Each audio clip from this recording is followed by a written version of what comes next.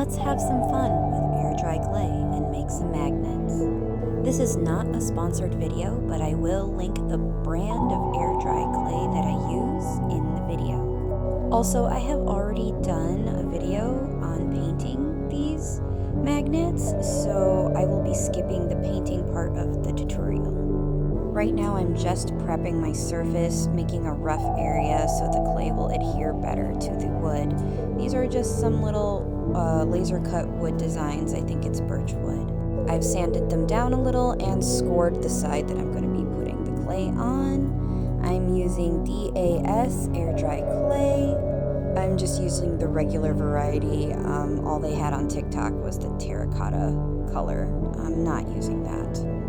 You'll notice every time I add a detail, I will score the surface and add a little bit of water to my fingers to help the pieces adhere better to each other. And I'm just pretty much doing what I feel. I'm using this little doll's eye as the focal piece of this magnet. And I'm just letting the clay form in my hands, and you'll notice every time I add a new piece, I'll add some water and do some scoring. That way it's not going to fall apart on me later when it dries or cracks. So I'm just using a little bit of water each time. You don't want to use too much water because that can cause the clay to crack and flake as it dries. So I'm trying to be really careful about that. Yeah, now I'm just going to let the clay do the work and have fun.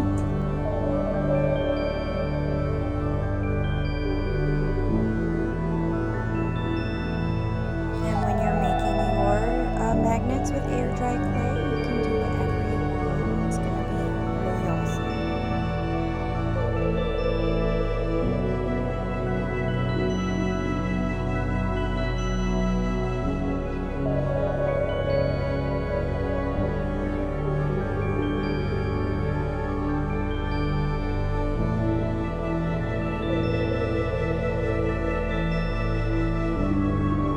Now that I have a good amount of clay down for the base, I am just going to take all the shaping tools and again, just have fun with it.